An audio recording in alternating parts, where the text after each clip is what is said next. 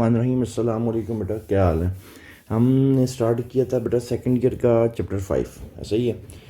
Chapter 5 का कल introduction हुआ, कुछ बेसिक कॉन्सेप्ट्स मैंने समझाए आपको, कुछ डेफिनेशंस थी, ठीक है।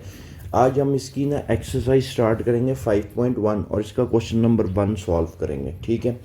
कल मैंने 2 केसेस आपको समझाए थे, जिनमें एक केस आपके पास था कि अगर आपके पास ना वेरिएबल एक्स हो, तो अगर वेरिएबल एक्स होगा तो आपके पास वर्टिकल लाइन लगती है, ठीक है। अगर x इज इक्वल टू कोई पॉजिटिव कांस्टेंट है तो जो आपके पास लाइन लगती है वो y एक्सिस की राइट साइड पे वर्टिकल लाइन लगती है। अगर x इज इक्वल टू कोई नेगेटिव कांस्टेंट हो तो वर्टिकल लाइन लगती है y एक्सिस के लेफ्ट साइड पे पैरेलल, ठीक है। y एक्सिस के पैरेलल और y एक्सिस की लेफ्ट साइड पे अगर x is equal to negative constant हो, ठीक है। इसी तरह एक कॉन्सेप्ट और दिया था कि अभी सिंगल वेरिएबल वाला मैंने पढ़ाया था आपको, आज जो डबल वेरिएबल वाला है वो आज आपको मैं करवा दूंगा, ठीक है ना। अब बेटा अगर वो जो आपके पास वेरिएबल है वो y आ रहा हो तो हॉरिजॉन्टल लाइन लगती है। अगर y इज इक्वल टू कोई पॉजिटिव कांस्टेंट वैल्यू है तो line above the x axis लगती है और पैरेलल टू एक्स एक्सिस होती है, ठीक है। इसी तरह अगर y इज इक्वल टू कोई नेगेटिव कांस्टेंट हो तो line below the x axis लगती है और पैरेलल टू एक्स एक्सिस होती है, ठीक है। एक चीज़ और भी मैंने एक्सप्लेन की थी, क्लियर, उसको ना एक दफ़ा फिर मैं डिस्कस कर लेता हूँ। ओपन हाफ प्लेन, हालांकि इसका एग्जांपल के तौर पे ना यहाँ पे मैंने करवाया भी था आपको, ये मैं अभी आपको एक्सप्लेन करता हूँ, जिसमें मैंने ना डॉटेड लाइन ड्रॉ की थी कि बाउंड्री लाइन उसमें सोल्यूशन रीजन में शामिल नहीं होगी, लेकिन यहाँ पे आपको मैं करके भी एक दफ़ा दोबारा दिखा दूंगा, ठीक है। इससे ये होगा कि आपकी ग्रिप अच्छी हो जाएगी। बाज़ दफ़ा इसमें से ना ये जो 2 डेफिनेशंस दिखी हैं इसमें से MCQs पूछ लिया जाता है, ठीक है। सबसे पहली चीज़ कहता है जी ओपन हाफ प्लेन किसको कहते हैं, क्लियर। कहता है अगर इनइक्वालिटी स्ट्रिक्ट हो, कल पढ़ा चुका हूँ स्ट्रिक्ट क्या होती हैं। स्ट्रिक्ट क्या होती हैं, या ग्रेटर हो या आपके पास लेस हो, तो ये कौन सी इनइक्वालिटीज कहलाती हैं, स्ट्रिक्ट इनको कहते हैं, स्ट्रिक्ट इनइक्वालिटी। अगर ये हो तो आपके पास कौन सी बाउंड्री लाइन लगती है, डॉटेड बाउंड्री लाइन लगानी है। ये बड़ा ही इंपॉर्टेंट कॉन्सेप्ट है, ठीक है। और ऐसे केस में जो आपके पास हाफ प्लेन होगी उसको क्या बोला जाता है, ओपन हाफ प्लेन बोला जाता है। क्या बोला, अब इसकी एग्जांपल दूं मैं, इसकी एग्जांपल क्या बन सकती है जी। मैं चले एक्सरसाइज का पहला क्वेश्चन ही बना के लिख देता हूँ। 2x plus y is less than 6, याद रहेगी बात। 2x प्लस वाई, या एक और लिख लेते हैं सिंगल वेरिएबल क्योंकि अभी आपने पढ़ा है। एक और एग्जांपल मैं लिख देता हूँ, वो भी मैं एक्सरसाइज का 2x plus 1 greater then 0, clear. तो अगर इनइक्वालिटी स्ट्रिक्ट हो, ये लेस देन हो या ग्रेटर देन हो, तो ऐसे केस में हम क्या बोलते हैं, ओपन हाफ प्लेन। और ऐसे केस में जब बाउंड्री लाइन लगाई जाती है तो याद रखना है डॉटेड बाउंड्री लाइन लगाई जाती है। और डॉटेड बाउंड्री लाइन ये शो करती है कि आपकी बाउंड्री लाइन आपके सॉल्यूशन रीजन में शामिल नहीं है, ठीक है। अब अगली बात आ गई, क्लोज्ड हाफ प्लेन किसको कहते हैं। अगर इनइक्वालिटी कौन सी हो, नॉन स्ट्रिक्ट हो। और नॉन स्ट्रिक्ट इनइक्वालिटीज़ क्या होती हैं, लेक्चर नंबर 1 में मैंने ये आपको एक्सप्लेन किया, ग्रेटर देन इक्वल टू या लेस देन इक्वल टू हो, क्लियर। और ऐसे केस में जो आप बाउंड्री लाइन लगाते हो वो कौन सी बाउंड्री लाइन होगी, सॉलिड होगी, डॉटेड नहीं होगी। अच्छा, डॉटेड का क्या मतलब, लेट्स सपोज कि बाउंड्री लाइन आपने एक लगाई, क्योंकि अभी लेक्चर 1 में मैंने आपको सिंगल वेरिएबल पढ़ाया, जैसे ये example x is equal to, तो ऐसे केस में ये इस तरह की बाउंड्री लाइन लगेगी। और ये डॉटेड बाउंड्री लाइन क्या शो करेगी कि आपकी बाउंड्री लाइन आपके सॉल्यूशन रीजन में शामिल नहीं है, ठीक है। 2 आपको चीज़ें आपको मैंने समझाई।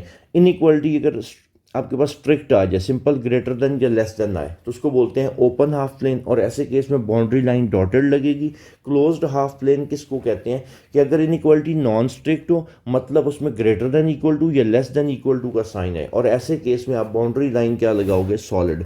जैसे इसी को मैं कन्वर्ट कर देता हूँ, इसकी example 2x plus y less than equal to 6, ये एक एग्जांपल हो गई। और इसी को ही मैं दोबारा कन्वर्ट कर लेता हूँ, 2x plus 1 greater than equal to 0, ठीक है। तो ज़रा देखो बेटा, इनइक्वालिटीज़ कौन सी आ रही हैं, नॉन स्ट्रिक्ट आ रही हैं, ऐसा ही है। तो ऐसे केस में बाउंड्री लाइन जो लगेगी एक सॉलिड लाइन लगेगी। क्लियर होगी बात।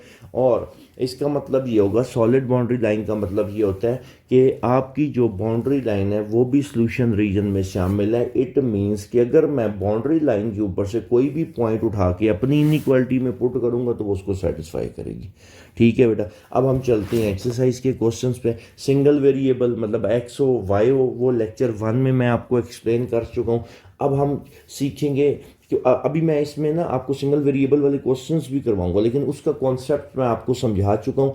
अब हम क्या करते हैं, अगर आपके पास लीनियर इनइक्वालिटी डबल वेरिएबल में आ जाए, एक्स और वाई में आ जाए, क्लियर, तो उसको कैसे सॉल्व करते हैं। तो हम एक्सरसाइज का पहला क्वेश्चन करते हैं सॉल्व। क्लियर, एक्सरसाइज आपके पास क्या है 5.1 और क्वेश्चन नंबर 1।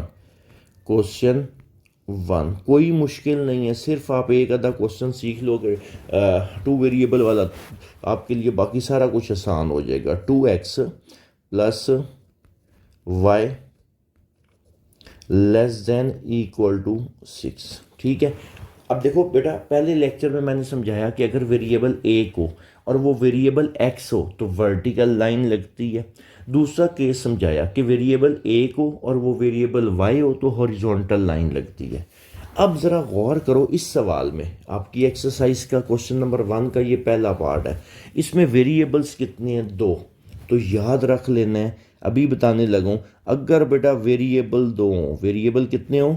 2, तो ऐसे केस में स्लांट लाइन ड्रॉ होती है।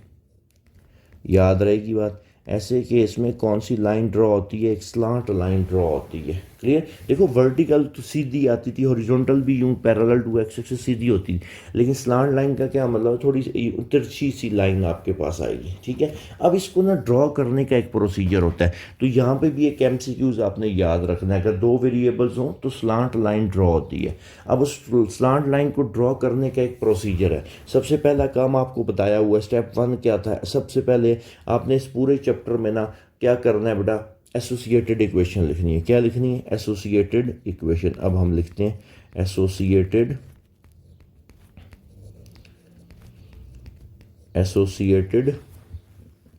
इक्वेशन। और एसोसिएटेड इक्वेशन लिखने का क्या तरीकाकार था बेटा, जहां पे आपके पास इनइक्वालिटी आ रही होगी उसकी जगह इक्वल रिप्लेस कर लेना है। इवन लेक्चर 1 में मैंने आपको इसकी डेफिनेशन भी लिखवाई हुई है। तो बेटा ये क्या बन जाएगा, 2x plus Y equal to 6। इसको मैं नाम देता हूँ 1 का। ठीक है, अब आपको पता है 2 वेरिएबल है, स्लांट लाइन लगेगी और स्लांट लाइन को ड्रॉ करने का एक प्रोसीजर होता है। और वैसे भी बेटा देखो, इनफाइनाइट नंबर ऑफ पॉइंट्स को अगर ज्वाइन किया जाए ना तो हमारे पास एक लाइन बनती है, ऐसा ही है। लेकिन अब एक लाइन को ड्रॉ करने के लिए कम से कम हमें 2 पॉइंट्स चाहिए। हमें कम से कम कितने चाहिए? 2। तो उसका एक प्रोसीजर है। अब हम क्या करते हैं, फॉर एक्स इंटरसेप्ट, पूरे चैप्टर में यही कुछ आपने करना है। For x intercept put y is equal to put y equals to 0 in 1। Clear, इसमें पुट कर लेना है बात। 2x y की जगह बेटा क्या आ गया? 0x। और ये तो दिस इम्प्लाइज दैट यहाँ से x की वैल्यू कितनी आ गई? 3। तो आपके पास पॉइंट क्या आ गया, कॉमे से पहले x की वैल्यू 3 और y के आपके पास 0।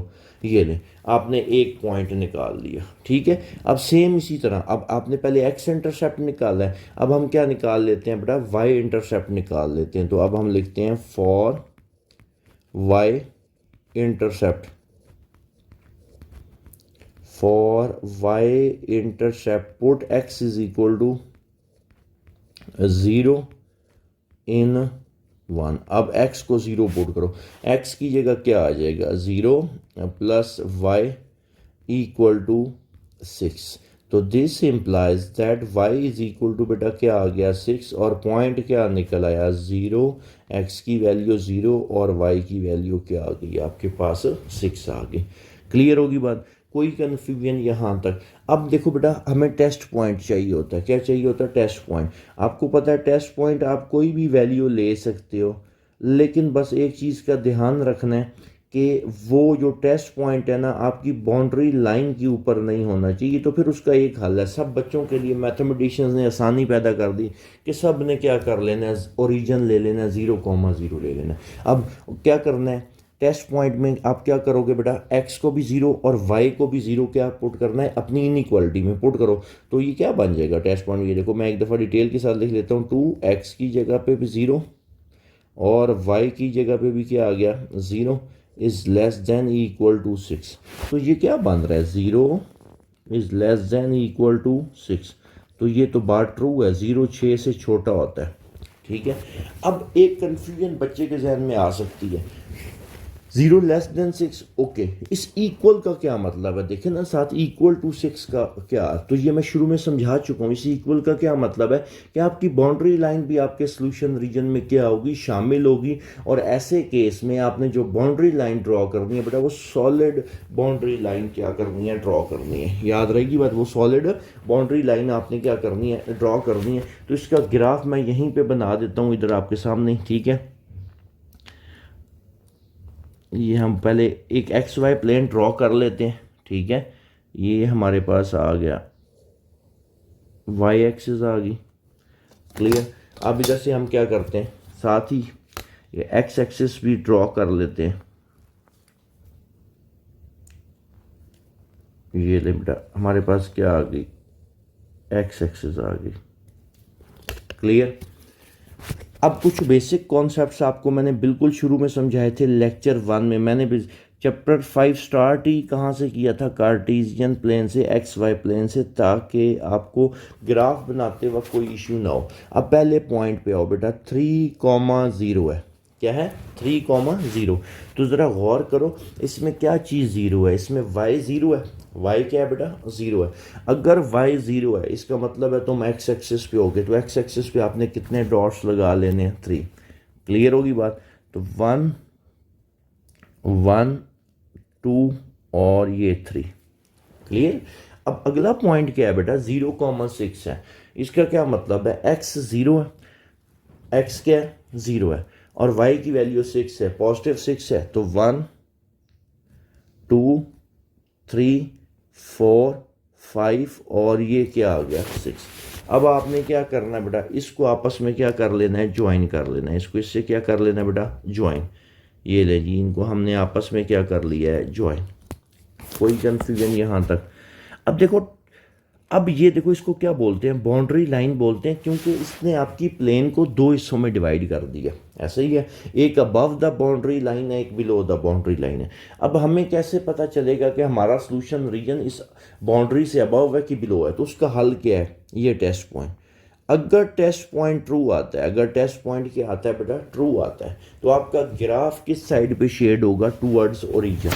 किधर शेड होगा, टू। अब ट्रू आया ना, तो यहाँ पे ये ओरिजिन है, तो आपने क्या करना है बेटा, आपका जो ग्राफ होगा किस साइड पे शेड होगा, टूवर्ड्स ओरिजिन। तो इस तरह एरो लगा दें, छोटे छोटे एरोस, इनकी डायरेक्शन जिस तरफ है, इसका मतलब है वो वाला सारा पोर्शन आपकी इस इनइक्वालिटी का क्या होगा, सॉल्यूशन होगा। और ज़रा याद करो, अभी थोड़ी देर पहले जब ये लेक्चर स्टार्ट हुआ तो मैंने ओपन हाफ प्लेन और क्लोज हाफ प्लेन पढ़ाई थी, ऐसे ही है। तो ज़रा देखो ये क्वेश्चन में ये यहाँ पे क्या आ रहा है, लेस देन इक्वल टू का साइन आ रहा है, तो ये क्लोज्ड हाफ प्लेन है। और क्लोज्ड हाफ प्लेन हो तो कौन सी लाइन लगती है, सॉलिड बाउंड्री लाइन। तो ज़रा गौर करेंगे, एक मैंने सॉलिड बाउंड्री लाइन लगाई है। अगर यहाँ पे ये ओपन हाफ प्लेन होती तो मैंने जो बाउंड्री लाइन लगानी थी वो डॉटेड बाउंड्री लाइन आनी थी। क्लियर होगी बात बेटा, कोई कन्फ्यूजन इसमें, क्लियर। उम्मीद है आपको 2 वेरिएबल वाला केस भी समझ लग गया होगा। ये क्या था, फर्स्ट पार्ट था क्वेश्चन नंबर 1 का। ये लेस देन वाला था, एक मैं आपको ग्रेटर वाला करवाता हूँ, ठीक है। तो बड़े आराम से आपको ना ये क्लियर हो जाएगा। अब हम करते हैं, इधर ही सॉल्व कर लेते हैं क्वेश्चन नंबर 1 का ही। क्वेश्चन 1 का हम सॉल्व कर लेते हैं। ये अभी हमने लेस वाला किया, तो एक ग्रेटर वाला कर लेते हैं, ठीक है। और तो ग्रेटर वाला ही सेकंड पार्ट है। और आपने कोशिश करनी, जब लेक्चर सुन रहे हो तो बीच में मैं क्वेश्चन पूछूं तो आप खुद अपने आप को जवाब देना है। आपने जवाब देना है कि सर ये इसका ये हो सकता है, ये हो सकता है, ठीक है। तो अब आपको इसके स्टेप्स याद हो जाने चाहिए बेटा। अब शाबाश, इसका सेकंड पार्ट लिखते हैं। क्या है बेटा? 3x plus 7y greater than equal to 21 है। Clear? Greater than equal to क्या है बेटा? 21 है। शाबाश। सबसे पहला काम क्या होता है बेटा? एसोसिएटेड इक्वेशन लिखी जाती है। सबसे पहला काम एसोसिएटेड इक्वेशन। और बेटा एसोसिएटेड इक्वेशन लिखने का क्या तरीका मैंने बताया। सिंपल सी बात है, आपने इनइक्वालिटी की जगह क्या रिप्लेस कर लेना है? इक्वल का साइन। तो 3x plus 7y equal to 21, और इसको मैं नाम दे देता हूँ इक्वेशन 1 का। अब बेटा ज़रा गौर करो कितने वेरिएबल्स हैं इसमें। शाबाश, 2 वेरिएबल्स हैं। अगर 2 वेरिएबल्स हों तो कौन सी लाइन लगती है? Slant line. ऐसे ही है। अब स्लांट लाइन को ड्रॉ करने के लिए आपको 2 पॉइंट्स चाहिए कम अज़ कम। ठीक होगी बात। अब उसका प्रोसीजर क्या है? तो अब हम लिखते हैं यहाँ पे for x intercept, for x intercept put y is equal to, put y is equal to 0 in 1। Clear? Put करो बेटा। तो 3x प्लस वाई की जगह 0 और यहाँ पे 21, और यहाँ से बेटा x की वैल्यू क्या आ गई? 21 डिवाइड बाई 3 कितना आ गया? 7। तो पॉइंट क्या आ गया? 7,0। ठीक होगी बात? ये आ गया। उसके बाद बेटा for y intercept, for y intercept, for y intercept put x is equal to 0 in 1। x को 0 पुट करो। 0 प्लस 7y इक्वल टू 21। ठीक है? तो बेटा 7 उधर मल्टीप्लाई हो रहा है, y के साथ इधर आके डिवाइड हो जाएगा। 21 डिवाइड बाई 7, तो y की वैल्यू बेटा कितनी आ गई? 3। तो पॉइंट क्या निकल आया? 0,3। क्लियर? अब आपको पता है ये सारी वर्किंग आपने कर ली। बस सिर्फ आपको अब क्या चाहिए बेटा? टेस्ट पॉइंट चाहिए। क्या चाहिए? Test point. और टेस्ट पॉइंट में हम क्या करते हैं? अपनी इनइक्वालिटी में, किसमें? इनइक्वालिटी में आपने क्या करना है? x को भी 0 पुट करना है और y को भी क्या पुट करना है? 0। तो इनइक्वालिटी क्या है? ज़रा गौर करो। ये देखो बेटा 3x plus 7y less than greater than equal to 21। तो x और y क्या हो जाएगा? दोनों 0, ग्रेटर देन और 21। ज़रा गौर करो, क्या 0 21 से बड़ा है? नहीं। तो टेस्ट पॉइंट आपके पास इस केस में क्या आ गया बेटा? फॉल्स आ गया। क्लियर? अगर टेस्ट पॉइंट फॉल्स आ जाए तो आपका ग्राफ किस साइड पे शेड होता है? अवे फ्रॉम ओरिजिन शेड होता है। किस साइड पे शेड होता है बेटा? अवे फ्रॉम ओरिजिन शेड होता है। अभी हम इसको ड्रॉ करते हैं। उसके लिए हमें क्या चाहिए बेटा? एक्स वाई प्लेन चाहिए। तो हम ड्रॉ कर लेते हैं कि एक्स वाई प्लेन ड्रॉ कर लेते हैं। इसमें क्या इशू है? क्लियर? ये हमारे पास क्या आ गई बेटा? वाई एक्सिस आ गई। ओके हो गया। और यहाँ से ये हमारे पास आ जाएगी एक्स एक्सिस। एक सेकेंड, एक्स एक्सिस ड्रॉ कर लेते हैं।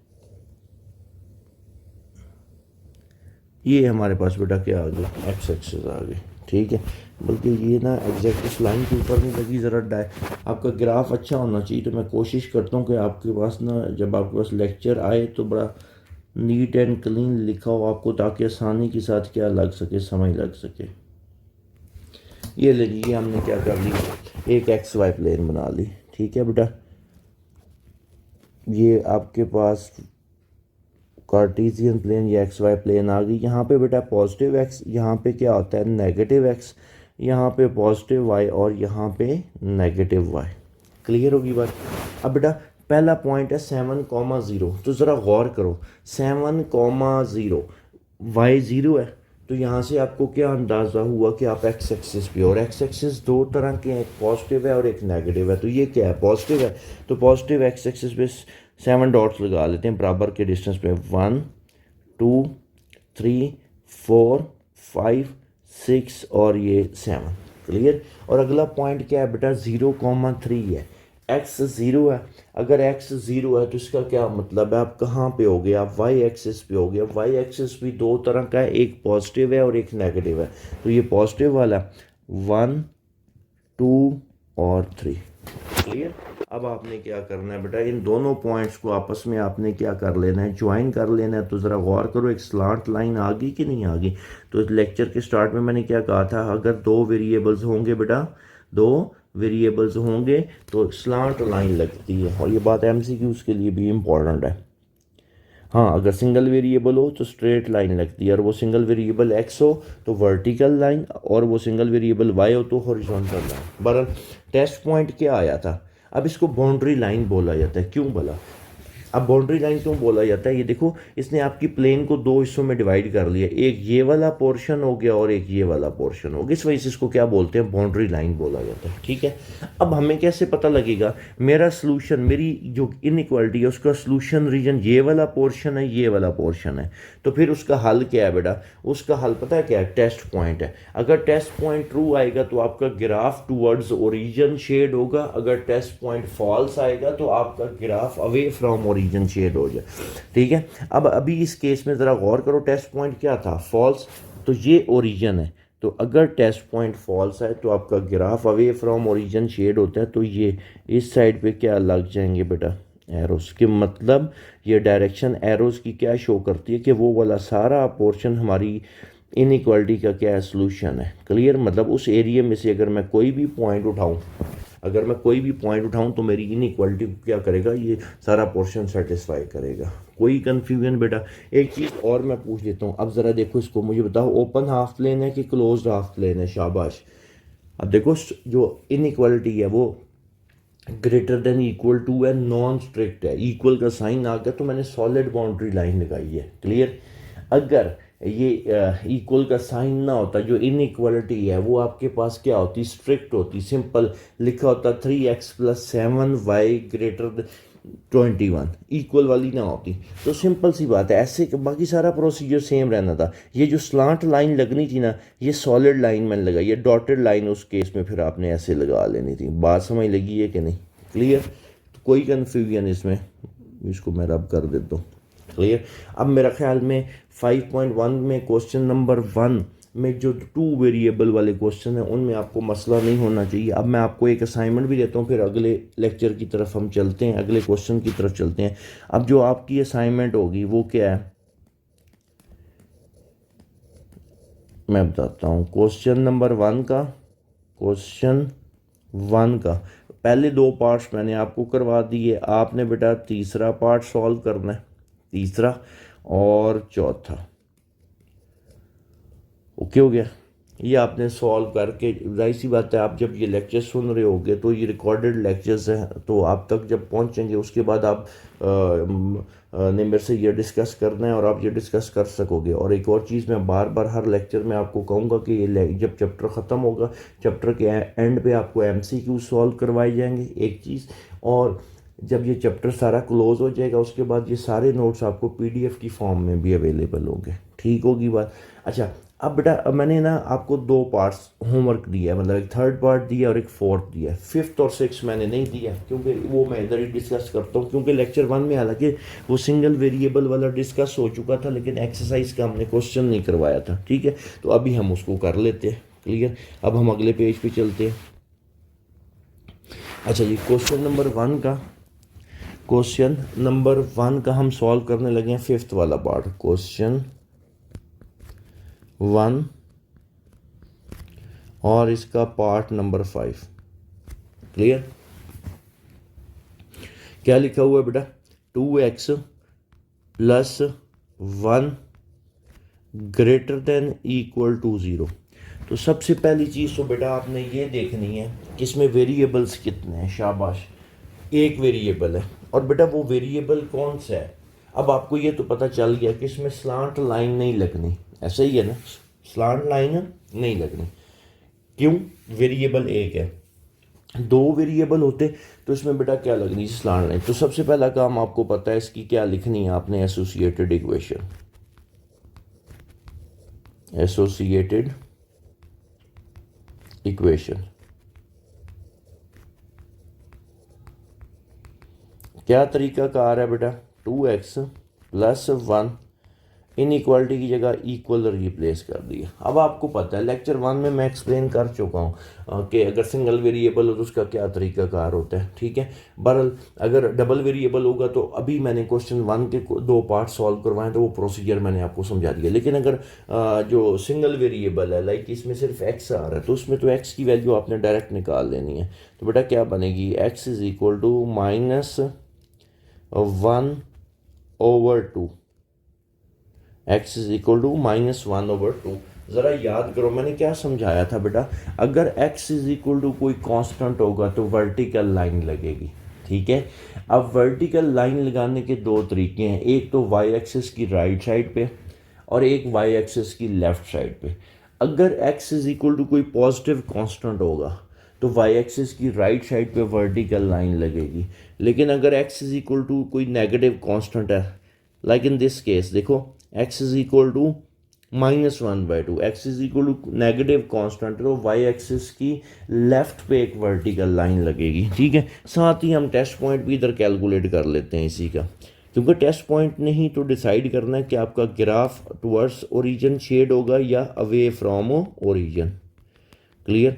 तो बेटा टेस्ट पॉइंट में क्या करते हैं, जो आपके पास वेरिएबल्स होते हैं उनको क्या पुट किया जाता है, 0। तो इसमें तो वेरिएबल सिर्फ x ही है तो ये क्या बनेगा 2x की जगह 0 + 1 ग्रेटर देन इक्वल टू 0। तो ये क्या बन रहा है 1 ग्रेटर देन इक्वल टू 0। ज़रा देखो ये बात ट्रू है कि फॉल्स है, 1 0 से बड़ा है तो बिल्कुल ये बात ट्रू है। अब अगर टेस्ट पॉइंट ट्रू आ जाए, अगर टेस्ट पॉइंट की आ जाए बेटा ट्रू आ जाए तो आपका ग्राफ टुवर्ड्स ओरिजिन शेड होता है। तो सिंगल वेरिएबल वाला तो बड़ा ही आसान सा केस है। क्लियर। अब देखो इसको मैं ड्रॉ करता हूँ, एक्स वाई प्लेन मुझे चाहिए, ठीक है। तो एक प्लेन बना लेते हैं। उम्मीद है ये सारी वर्किंग आपको बहुत अच्छे से क्लियर हो रही होगी। ये हमारे पास क्या आ गया, वाई एक्सिस आ गया। क्लियर। और यहाँ पे मैं ड्रॉ कर लेता हूँ जी, ये हमारे पास आ गई एक x y plane, x axis draw करने के बाद ये बेटा हमारे पास क्या आ गया, एक्स एक्सिस। क्लियर। अब यहाँ पे आपको पता है पॉजिटिव एक्स है, यहाँ पे आपको पता है नेगेटिव, यहाँ पे आपको पता है पॉजिटिव वाई है और यहाँ पे आपको पता है बेटा नेगेटिव वाई है। क्लियर होगी बात। अब ड्रॉ कैसे होगी, x इज इक्वल टू -1/2। तो इसका मतलब क्या है -0.5, ऐसा ही है ना, 1/2 करोगे तो -0.5। एक काम करते हैं, मैं कहता हूँ बेटा x की वैल्यू देखो नेगेटिव पे है, ऐसा ही है ना नेगेटिव। तो यहाँ पे लेट्स सपोज ये 0 0 होता है, यहाँ पे 1 है। तो ज़रा सोचो -0.5 इधर दरमियान में कहीं होगा कि नहीं, और वैसे भी x है यहाँ पे तो एक वर्टिकल लाइन आपने क्या कर लेनी है, ड्रॉ कर लेनी है। और आपको पता है ये सॉलिड लाइन ड्रॉ होगी, क्यों, आपके पास जो इनइक्वालिटी है वो कौन सी आ रही है, नॉन स्ट्रिक्ट आ रही है, मतलब इक्वल का साइन इसमें आ रहा है, ठीक है। तो ये हमारे पास बाउंड्री लाइन आ गई। अब हमें कैसे पता लगेगा कि हमारा सॉल्यूशन रीजन इसकी बाउंड्री की किस साइड पे है, इसकी राइट साइड पे है, इसकी लेफ्ट साइड पे है। तो वो कौन डिसाइड करेगा, वो डिसाइड करेगा बेटा टेस्ट पॉइंट। कौन डिसाइड करेगा, test point. Test point true आया तो आपका ग्राफ किस साइड पे शेड होगा बेटा, टूवर्ड्स ओरिजिन। ये लो, कोई कन्फ्यूजन, टेस्ट पॉइंट क्या आया था, ट्रू आया था, तो आपका ग्राफ बेटा किस साइड पे शेड हो जाएगा, टूवर्ड्स ओरिजिन। उम्मीद है ये वाला भी आपको क्वेश्चन क्लियर हो गया होगा, सिंगल वेरिएबल वाला। ऐसे ही है ना, क्योंकि कल मैंने एग्जांपल्स वगैरह इसकी करवाई थी, क्वेश्चंस नहीं करवाए थे, तो आज इस वजह से मैंने इसका क्वेश्चन भी आपको सॉल्व करवा दिया। अब एक वाई वाला भी करवा देता हूँ, ठीक है। इसी का क्वेश्चन नंबर 1 का छठा पार्ट जो है इधर ही हम सॉल्व कर लेते हैं। क्वेश्चन नंबर 1, क्वेश्चन 1 और पार्ट है 6। क्लियर। अब 6 पार्ट क्या है बेटा, 3y -4 less than equal to 0। हाँ जी, सबसे पहला ध्यान आपका किधर जाना चाहिए बेटा कि वेरिएबल्स कितने हैं। बिल्कुल वेरिएबल आपके पास एक है, ठीक है। तो ये तो बड़ी आराम से आप बना सकते हो। सबसे पहला काम आपने क्या करना है, एसोसिएटेड इक्वेशन लिख लेनी है,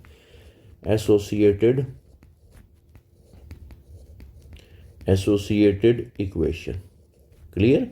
अब बेटा एसोसिएटेड इक्वेशन लिखने का क्या तरीका बताया था कि 3y minus 4 equal to 0। Simple, ऐसा ही है। अब अगला, अब देखो इसमें तो आपको वो जो अगर दो वेरिएबल्स हों तो वो जो प्रोसीजर आप अप्लाई करते हो दो पॉइंट्स निकालने के लिए, एक्स इंटरसेप्ट के लिए वाई ज़ीरो पुट करना और वाई इंटरसेप्ट के लिए एक्स ज़ीरो पुट करना, वो तो करने की ज़रूरत ही नहीं है। सीधी सीधी आपके पास वाई की वैल्यू आ जाएगी। Y is equal to 4 divided by 3।